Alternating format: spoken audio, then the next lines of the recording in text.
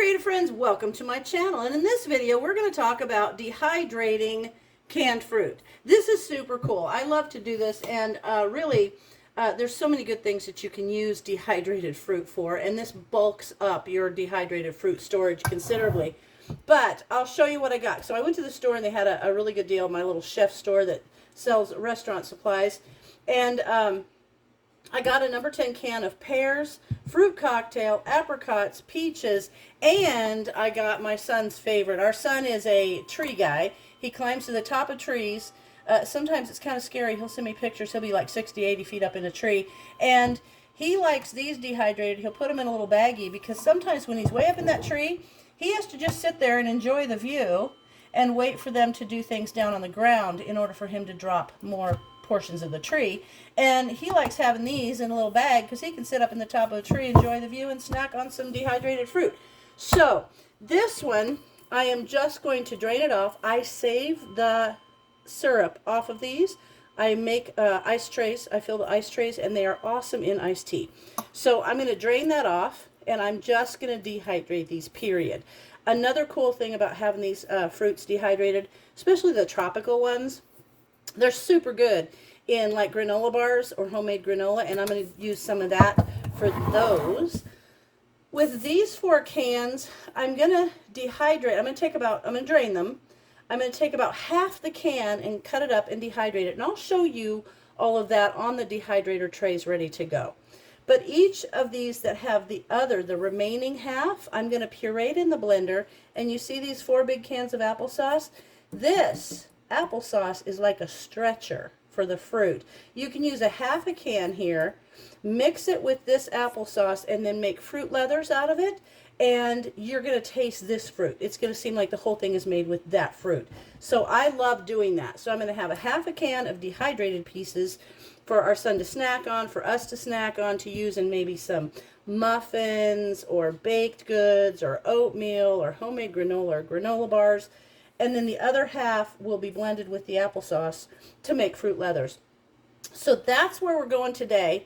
And now I got to go down and get my 3 round dehydrators, because they're the ones that have the trays that I like to use for the fruit leathers. And I'm going to use my other square drawer dehydrators just for the plain dehydration of the fruit. So as soon as I have all of this set up and ready to go, I'll come back to you and we'll see how it goes. So now, friends, I have opened all the cans, and I have strained off or drained them and then rinsed the fruit. I currently have all the fruit pieces on my dehydrator that's got drawers, and then I've got these other 2 round dehydrators.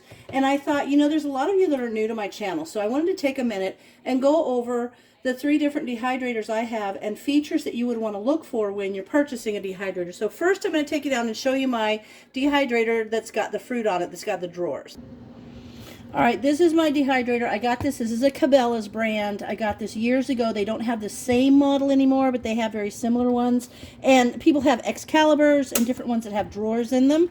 This is a 10 drawer. I like that it has a door. And listen, you really can barely even hear it. But I have 2 of these that live down here on the bottom shelf. I've got an open shelf here, but I'll show you. So I've got the fruit out there, and I've got these trays because there's these trays on here are like a bigger grid. You can see the grid on there. So I've got these little tray protectors so that I can put the fruit on there. Now when it comes to a drawer dehydrator, this one has the heating element in the center back, with a fan that pushes it forward, and it cycles around the drawers like that. You can feel the warmth of the door, but it also just pushes forward from the center, and it hits the door, and it kind of goes around. And that's how these work. So you always want to make sure, if you're getting one with the drawers, that the heating element and the fan are in the center back. That's going to help not have to rotate your trays as often. You still want to check them and rotate them if you need to, but that's kind of the basics of a dehydrator that has the drawers. Now we'll take a look at these rounder dehydrators. This is one that is by Nesco. It's the American Harvest one. The difference with this is this one has the heating element and fan on top, and so the heat comes out. You can see this is a heavy top, and the heating element in the fan is here. It blows down, it goes through the trays, bounces on the bottom, see there, and it just kind of cycles up through the trays. Now, one thing you need to make sure of when you're looking for a dehydrator is that you see how it's got these little channels along the side? That's because the air goes down through this hole and it hits the bottom and it comes back up through these side little channels. So you want to make sure that your dehydrator is equipped to do that, to make sure there's a nice centerpiece. And this also has an open grid, and this is good when you're doing bigger pieces of things or jerky or something. But for the fruit leathers, I'm going to actually be using this special fruit leather tray. So that's the Nesco that's got the top fan and heating element. Then there's another kind, and I have one of those. And this is the Presto. Now, the reason I like this one is because these trays, let me take the top off. Oh, and by the way, every dehydrator you get should have your heating times for their different items. Like it's got herbs and spices, vegetables, fruits, jerkies, and it tells you what temperature to set them on. But this one also has these super cool trays that can stack. You can turn them over and stack them so that you can minimize the height of this dehydrator. So I use this. And the round ones are what I always use for my fruit leathers because I don't like the other trays are long square ones and I like the rounded fruit leathers. It's just a preference. So this one has the heating element and the fan in the bottom. So just like the Nesco, basically it's just at the bottom and it blows up again through these little holes in the center of the trays. Through these little holes, it blows up, hits the top right here, and it cycles back down through the channels on the side. So you always want to make sure your dehydrator has the ability for the heat to go up and to cycle down through the sides. It needs to have a constant movement. Now, you will see sometimes, and I haven't seen them in a long, long time, but for a while there was a famous late night, as seen on TV kind of a thing. And they would have this dehydrator, and it did not have a fan. So if you noticed, every one of these I talked about a heating element with a fan. The fan has to move the heat around. It has to get that circulation to go all the way around the fruit to dry it out. If you don't have a fan and a dehydrator, you might as well just put one of these trays on top of a lampshade and turn the lamp on. Because that's really all it is. It's just heat sitting there. And hopefully it'll rise, but it will not circulate. So anytime you go to a yard sale, you go to a thrift store, and they've got this great deal on a dehydrator, make sure it has a fan. So that being said, I want to talk a little bit more about some resources. So I have some amazing books, and there's tons of books out there. There are safety features you have to follow for safety of dehydrated foods, but it's a lot more, I guess, creative you can be, because these two books that I have here, look at my tabs of all the things. You can have so much fun with dehydrated foods. For example, I'm going to show you how I'm going to make some fruit leathers. If you have peaches, you could add cinnamon in there. You could add the applesauce and just do a fruit leather out of the canned applesauce and then add cinnamon and flavors in there like that. So you can have a lot of fun with your dehydration, all kinds of things. And the cool thing is there's so much that you can do with dehydrated food. One of my favorite things for new folks, new parents, is to dehydrate the foods that you eat, like green beans or whatever, and then powder them. Then you can consistently add water to reconstitute it into a paste and continue to add more water when it needs to be thinner, and then back off on the water as the food gets thicker. You'll save tons of money buying baby food in the jars.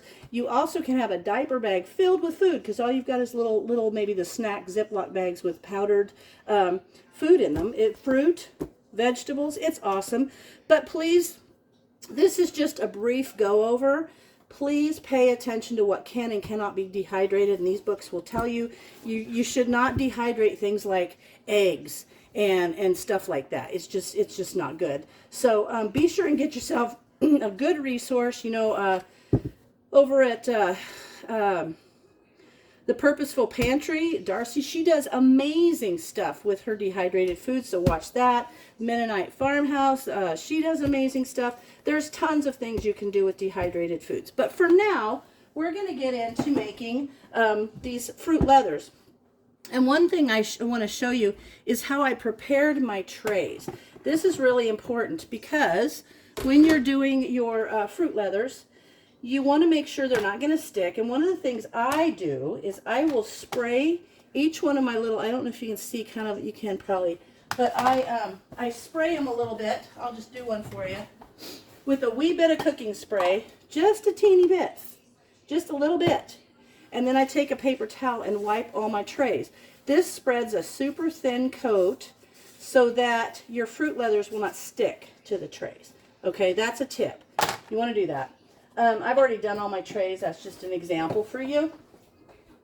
So then the next thing is I'm going to take these, the cans. I did go ahead and do most of my full fruits, but these I was really a little irritated. These apricot halves, when I opened them, they're just mushy. I mean, they're not even worth, I wouldn't even put them on, like, I don't know.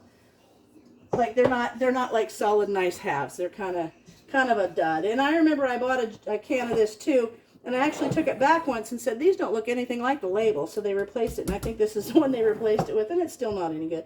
But I'm going to take those and I'm going to put them in the applesauce. This is a number 10 can size of applesauce that I opened, and I'll show you what that was. One of these big cans of applesauce. So I've opened that and I've put that in this little pot. And then I'm going to go ahead and put all the apricots. I dehydrated the ones that, I cut the ones up to do that were kind of semi-okay. But all these I put in here. Now, what I'm going to do is I'm going to get a stick blender. You could do this in your blender, your regular blender, but I've got a stick blender.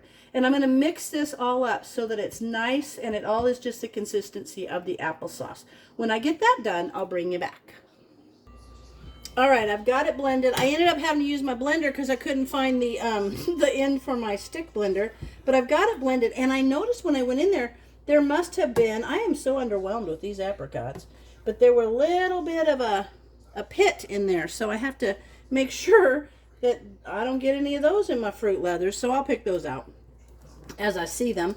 But now what I'm going to do is to make these super nice and pliable like the ones you buy, I'm going to put 1/4 cup of Caro light corn syrup. You don't have to, but it will help make sure that your, I'm going to get this open. There, it'll help make sure that your fruit leathers are nice and pliable. So I'm going to get this. Eventually it'll come out of here. It's just way at the bottom, so it'll take a minute. And I'm going to put that in here. Then I'm going to take it over to the stove and I'm going to put it on medium heat just until it starts getting like little bloopy bubbles, just kind of where it starts kind of going bloop bloop. And I'll show you where that is. But for now, I'm going to put the 1/4 cup of Caro syrup in it and get it over on the burner. All right, I don't know if you can really see on camera, but you can maybe see how it's just it's just starting to kind of bloop and a little bit of steam will come up. And that's all you want. You don't have to cook it. You don't want it to scorch to the bottom of the pot. And you can see a little bit of steam. And if you leave it sit here, it'll start kind of raising like a bloop. That's what I call it. But anyway, this is not necessary. This is just, I do this, some instructions will tell you to, and some of them just don't. But I feel like I like to do this because I feel like it helps mix in that Caro syrup even better. And now it's nice and warm. It's just kind of on that where it's just raising a little bit from the heat. You can see that a little bit. There it is. I don't know if you can see it. I hope so. Anyway, so I'm going to turn it off. And now we're going to go over and we're going to start putting this on the dehydrator trays. All right, here we are. I'm going to put this on the dehydrator trays. And here's the thing. The reason I use the applesauce is because it's kind of just like a carrier. Whatever you put in it, it kind of will just take on that flavor. You know how like tofu is supposed to do or whatever. So you can take regular fruit like apples or whatever, even bananas, and you can extend them by adding them to applesauce. So that's what I'm doing. Part 2 is how I told you that your temperature guide will always, it should always be on your dehydrator. And this will say 135 for fruits. That's the same thing. The other one just says fruits and leathers like 125 to 140. So I always put it, or what does it say? 135 to 145. So I put it at like 140. But anyway, the thing is, instructions will also tell you to do it for a certain amount of time. And when I was talking about the dehydrators, I did not tell you guys about timers. Oftentimes dehydrators will have timers. Just skip that. If that's a little bit more expensive, go to the cheap one that doesn't have a timer. You don't need a timer because the time that you dehydrate something is entirely dependent upon the size of the fruit, how much moisture is in the fruit, how much moisture is in your atmosphere, if you live in a humid area. I'm still picking little bits of the pit out. Kind of irritated about that. But so really, you can't go by a recipe that will say do it for 8 hours. In 8 hours, it might not be done. So I do it by the food. So I'm going to put this on here. I'm going to let them go. Oftentimes I'll leave something just go overnight because you can't like kill the food if it gets too dry. It just will take longer to rehydrate. So that's a safety. That's a cool thing that you don't have to worry about really with dehydrating. You just want to make sure that it's dry enough. And then when I'm done with this, I'll also talk about storage. But for now, I'm just going to take a scoop of this and put it on this tray. There's a little bit of that pit. Dang. I'm not going to buy those apricots again. But this is also a good way if you have canned fruits on your pantry shelf that you don't think you're going to use quick enough. This is great. Add them to some of your canned applesauce and make yourself some fruit leathers. And what I'm going to do with this is I'm going to let this go for several hours. And once the leather is tacky enough that I can peel it, I'm going to peel it, turn it over, and put it on the tray without this little roll-up tray. So now I'm going to tap that. And I kind of eyeball. There's some people, I used to measure it out and I would put 2.5 cups on each tray. Now I kind of eyeball it. And I know what's on there. So I'm just going to tap it and get air bubbles out. And the flavors will intensify. And you know these are so good. Be careful when you start eating them, when you realize, I always want to see how many are made out of a can because then you know how much of that can you're eating. Like if it's 10 and you ate 5 of them, you just ate half of a can. You got to kind of be careful with that. They're healthy, but they aren't always necessarily low calorie if you overeat them. All right, that's done, and now I'm going to put it on the tray, and that's how it's going to look. And I'm going to set this on the dehydrator and let it go. And then I've also got a can of peaches that I'm going to do as well. And so once these get to the point that I can peel them off and lay them on the tray to finish dehydrating, I'll come back to you and show you where we're at. So now in the corner of my kitchen counter, I've got one dehydrator filled with apricot apple fruit leathers, and the other one is half full with apricot apple, and the other half is pear apple fruit leathers. And I still have the other half of the pear apple fruit leathers, but because I'm making a ham for dinner, I think I'm going to save some of that to serve with dinner. And then when these are done, I will use the rest of it to continue with some more fruit leathers. So we are in about 6.5 hours, and I'm going to check. I want to show you what I was talking about when I said about taking these off the trays. So I want you to see, you can see how that's getting a little bit more translucent, and if I touch it, it's not tacky. So if I go further down and touch these, there might be a couple like this one here. You can see in the center it's still a little soft, so I want to leave that one alone. This one's really soft. So I want to rotate these trays to be closer to the heat source. So I'm going to move those down. This one is still a little tacky. That will need to go on the top. This one is okay. This one is fine. So I'm going to take those 3 off. Hang on, I got to put one that sits on there correctly. And now I'm going to put the ones that are not as dry as the others closer to the heat and fan. And then I'm going to take these ones off the trays that are okay. This one I'm going to set down here. I could have just shifted the trays. Why not? I don't know. All right, so this one is tacky enough that I can start to remove it. And you're gonna see now why having that little coating of oil was awesome. So now you can see how I'm just taking this off this tray. And then I'm going to, you'll see little bits maybe that weren't completely dry enough, but that's okay, little bits, not the end of the world. So what I'm going to do now is I'm going to turn this upside down on the tray with just the big holes.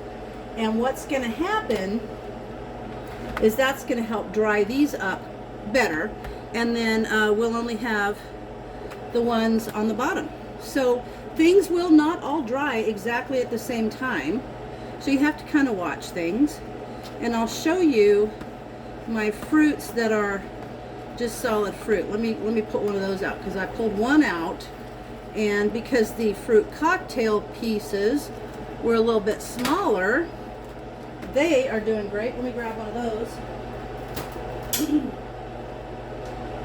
So here are the fruit cocktail bits, and actually they are just about done. So they're just about done. I'll give them another hour or two, and then I'll check them. And the way you check them is if you squeeze them and a little moisture comes out. Wee little bit of moisture still coming out of that, so I'm going to let that keep going. But let me show you the tropical fruit. So these were bigger pieces, but you can see they're starting to dry up, but they are still not dry enough. So those are going to go longer than the fruit cocktail pieces. So there is what I'm really excited about, the fruit cocktail pieces, to use them in like oatmeal or granola bars. There we go. Couldn't get that in there. There we go. So I'm super excited about that, about using them in granola, or I'm going to make some granola bars. They're great in oatmeal. That's always awesome. A friend of mine was telling me today that she does oatmeal and puts a little bit of ham and gravy in it, and it makes a savory oatmeal.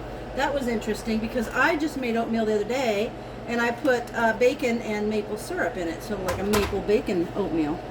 All right, so there's that.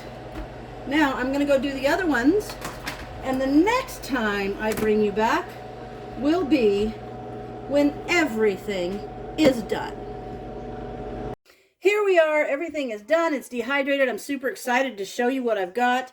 And I will tell you that everything here took between 8, I think the pears took about 8 hours, up to about 12 hours for the tropical fruit.